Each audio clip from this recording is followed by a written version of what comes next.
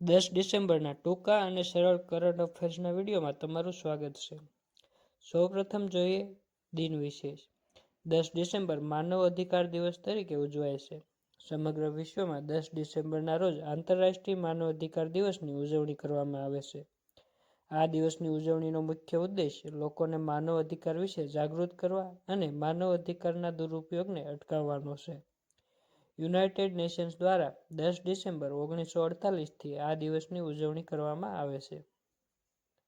માનવ અધિકારમાં મુખ્યત્વે આર્થિક, સામાજિક અને સાંસ્કૃતિક અધિકાર, આંતરરાષ્ટ્રીય પ્રતિબદ્ધતા, આંતરરાષ્ટ્રીય નાગરિક અને રાજકીય અધિકારોનો સમાવેશ થાય છે. ભારતના મિસાઇલ વુમન તરીકે ઓળખાતા ડોક્ટર ટેસી થોમસને વિજ્ઞાન અને મહિલા સશક્તિકરણમાં તેમના નોંધપાત્ર યોગદાન બદલ 8મા ડોક્ટર પાઉલોસ માર ગ્રેગોરિયસ એવોર્ડ 2025થી સન્માનિત કરવામાં આવ્યા છે. અનુભવી સ્પિનર સુનિલ નારાયણ સ્પર્ધાત્મક ટી20 ક્રિકેટમાં 600 વિકેટ લેનાર પ્રથમ બોલર બન્યો છે, જે તેની દીર્ઘાયુષ્ય અને કૌશલ્ય માટે એક સીમાચિહ્નરૂપ છે. સુદાન એક ઐતિહાસિક કરાર પર હસ્તાક્ષર કર્યા છે, જે રશિયાને આફ્રિકામાં પોતાનો પહેલો નૌકાદળ મથક સ્થાપિત કરવાની મંજૂરી આપે છે. ભારતીય નૌકાદળ દિવસ દર વર્ષે ક્યારે મનાવવામાં આવે છે? જેનો જવાબ છે 4 ડિસેમ્બર.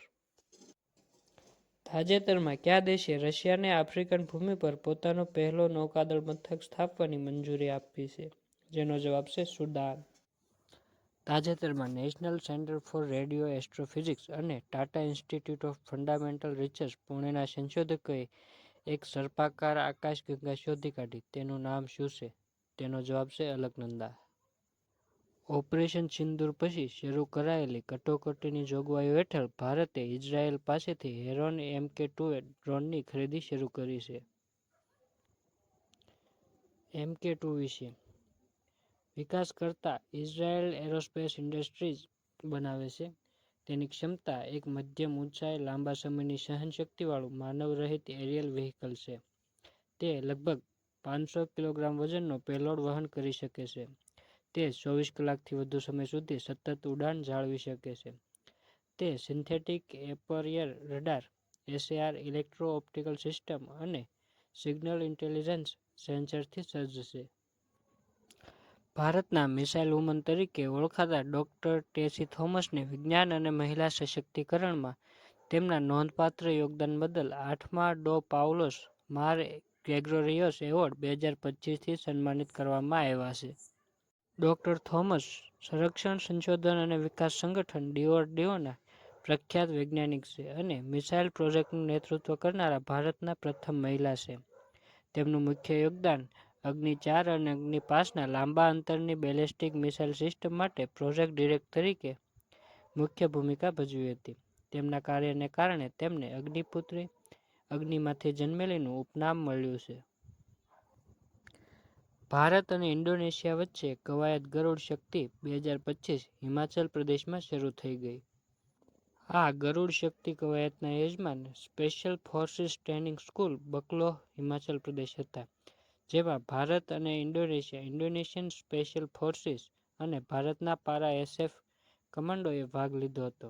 તેની મુખ્ય વિશેષતામાં આતંકવાદ વિરોધી યુક્તિઓ, નિઃશસ્ત્ર લડાઈ, લડાઈ શૂટિંગ, સ્નાઇપિંગ અને એર્લિબોર્ન ઓપ્સ પર ધ્યાન કેન્દ્રિત કરવાનું, અર્ધપ્રવૃત્તિ પ્રદેશમાં ડ્રોન યુદ્ધ, કાઉન્ટર UAS, લોઇટર મ્યુનિશન પ્લાનિંગ પર તાલીમ, શસ્ત્રો, સાધનો અને કાર્યકારી પ્રક્રિયાઓ પર કુશળતા શેર કરવાનો સમાવેશ થાય છે. તૈયારી પરીક્ષણ માટે વાસ્તવિક કાર્યવાહી દૃશ્યોનું અનુકરણ કરતી માન્યતા કવાયતોમાં પરિણમે છે. ધ્રુવા સંદર્ભે કયા વિધાન સાચા છે? જેનો જવાબ છે 1 અને 2. આપેલ તમામ સાચા છે. ધ્રુવા એ એક રાષ્ટ્રીય digital address digital public infrastructure છે. તે UPI જેવા એડ્રેસ લેબલનો ઉપયોગ કરીને સુરક્ષિત, સંમતિ આધારિત શેરિંગ દ્વારા ભૌતિક એડ્રેસને માનક બનાવે છે. આ પ્લેટફોર્મ ગૃહ મંત્રાલય દ્વારા વિકસાવવામાં આવેલ છે. આમ, આપેલ તમામ વિકલ્પ સાચા છે. BNSS દ્વારા અત્યંત જોખમમાં મુકાયેલ ગીધ સંદર્ભે નીચેનામાંથી કયા વિધાન સાચા છે? તે ગંગાના મેદાનો, આસામ, ઉત્તર બાંગ્લાદેશ, દક્ષિણ નેપાળ, મ્યાનમાર અને કંબોડિયામાં જોવા મળે છે. તેની સાસ અત્યંત પાતળી અને સાંકડી હોય છે, જે નર અને માદા દેખાવમાં સરખા હોતા નથી. અહીં માત્ર વિકલ્પ 1 અને 2 જ સાચા છે. કેવલાદેવ રાષ્ટ્રીય ઉદ્યાન સંદર્ભે કયા વિધાન સાચા છે? તે રાજસ્થાનમાં આવેલું છે. 2. તે પહેલા ભરતપુર પક્ષી અભયારણ્ય તરીકે ઓળખાતું હતું. 3. તે રામસર સાઇટ અને યુનેસ્કોની વર્લ્ડ હેરિટેજ સાઇટ છે. અહીં આપેલ તમામ વિકલ્પ સાચા છે. વિશ્વ માટી દિવસ સંદર્ભે નીચેનામાંથી કયા વિધાન સાચા છે? વર્ષ 2010માં સંયુક્ત રાષ્ટ્ર મહાસભાએ 5 ડિસેમ્બરને વિશ્વ માટી દિવસ તરીકે સત્તાવાર રીતે જાહેર કર્યો છે. તેનો સૌપ્રથમ ઉજવણી 2014માં કરવામાં આવી હતી. અહીં વિકલ્પ 2 એક જ સાચું છે, કેમ કે સૌપ્રથમ ઉજવણી 2014માં કરવામાં આવી હતી. ભારત અને કયા દેશ વચ્ચે કવાયત ગરુડ 2025નું આયોજન થયું હતું? તેનો જવાબ છે ફ્રાન્સ. ભારત અને ઇન્ડોનેશિયા વચ્ચે કવાયત ગરુડ શક્તિનું આયોજન થયું હતું, જે હિમાચલ પ્રદેશમાં. તાજેતરમાં 23મું ભારત-રશિયા વાર્ષિક શિખર સંમેલન ખાંચ અને વિશેષાધિકૃત વ્યૂહાત્મક ભાગીદારીને પુનઃપુષ્ટિ કરતા સંયુક્ત નિવેદન સાથે સમાપ્ત થયું. નવેમ્બર 2025માં ગાઝિયાબાદમાં PM2.5નું સ્તર 224 પ્રતિ મીટર ઘન નોંધાયું, જેના કારણે તે ભારતનું સૌથી પ્રદૂષિત શહેર બન્યું હતું. 11મું India international science festival 6 December 2025ના રોજ હરિયાણાના પંચકુલામાં વિજ્ઞાન સે સમૃદ્ધિ થીમ હેઠળ શરૂ થઈ રહ્યું છે, જેમાં 150+ ટેક ક્ષેત્રો, 40,000+ સહભાગીઓ અને આત્મનિર્ભર ભારત માટે વિજ્ઞાન આધારિત વિકાસનું પ્રદર્શન કરવામાં આવશે. વિજ્ઞાન, નવીનતા અને ટેકનોલોજીમાં દેશની પ્રગતિની ઉજવણી કરતી વખતે 6 થી 9 ડિસેમ્બર 2025 દરમિયાન હરિયાણાના પંચકુલામાં ઇન્ડિયા ઇન્ટરનેશનલ સાયન્સ ફેસ્ટિવલની 11મી આવૃત્તિ શરૂ થઈ ગઈ છે. 2015માં તેની સ્થાપના થઈ ત્યારથી IISF દેશના સૌથી મોટા વિજ્ઞાન આઉટરીચ ઇવેન્ટ્સમાંના એકમાં વિકસિત થયું છે, જેનો ઉદ્દેશ્ય જાહેર જીવનમાં વૈજ્ઞાનિક વિચારસરણીને એકીકૃત કરવાનો અને વૈજ્ઞાનિક જ્ઞાન દ્વારા યુવાનોને સશક્ત બનાવવાનો છે. રાજસ્થાને SIR હેઠળ મતદાર યાદીઓનું 100% ડિજિટલાઇઝેશન હાંસલ કર્યું. 97% પૂર્ણતા સાથે મતદાર મેપિંગમાં ભારતમાં અગ્રેસર. ડ્રાફ્ટ યાદી 16 ડિસેમ્બરે પ્રકાશિત થશે. બોર્ડર રોડ ઓર્ગેનાઇઝેશન BRO સંદર્ભે નીચેનામાંથી કયા વિધાન સાચા છે?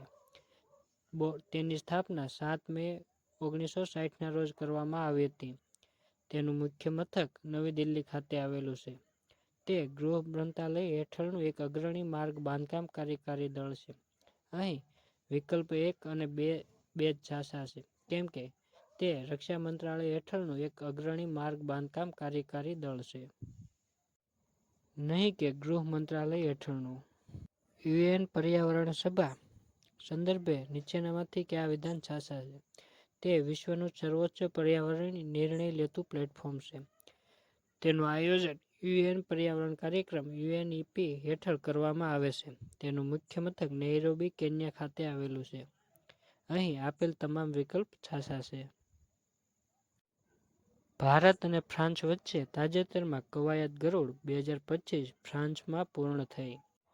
કવાયત ગરુડમાં યજમાન હતા એરબેઝ 118 મોન્ટ-ડી-માર્સન, ફ્રાન્સ, અને ભારતની ઇન્ડિયન એરફોર્સ અને ફ્રાન્સની French air and space force એ ભાગ લીધો હતો. IAF એ Sukhoi 30 MKI, IL-78 air-to-air refuellers અને C-17 ગ્લોબમાસ્ટર 3 તૈનાત કર્યા. સ્ટ્રાઇક, એસ્કોર્ટ, એર રિફ્યુઅલિંગ અને સંકલિત કામગીરી સહિત જટિલ મિશન હાથ ધર્યા હતા. સંયુક્ત મિશન આયોજન, વ્યૂહાત્મક અમલીકરણ અને એકબીજાના SOPનો સંપર્ક સામેલ હતો. ઇન્ડિયન એરફોર્સની જાળવણી ટીમો દ્વારા ઉચ્ચ વિમાન સેવા ક્ષમતા સુનિશ્ચિત કરી હતી. ભારત અને ફ્રાન્સ વ્યૂહાત્મક ભાગીદારીને મજબૂત બનાવવામાં આવી અને ઉચ્ચ કક્ષાની હવાઈ લડાઈમાં આંતર કાર્યક્ષમતામાં સુધારો થયો. આંતરરાષ્ટ્રીય નાણાં ભંડાર IMF કયા દેશની પેમેન્ટ સિસ્ટમને વિશ્વની સૌથી મોટી રિયલ ટાઇમ પેમેન્ટ સિસ્ટમ જાહેર કરી છે? જેનો જવાબ છે ભારત.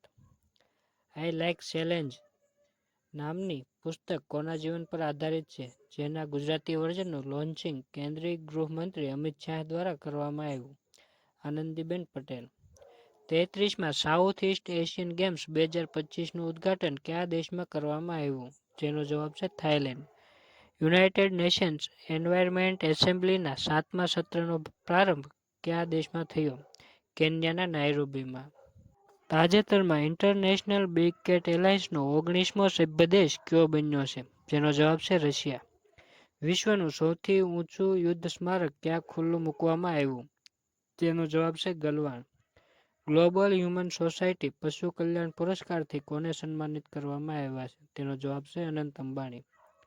પ્રાણીઓના અધિકારો અને વન્યજીવ સંરક્ષણ માટે સમર્પિત સેવાઓ બદલ પેટા India person of the year 2025 તરીકે કોને સન્માનિત કરવામાં આવ્યા છે? તેનો જવાબ છે રવિના ટંડન.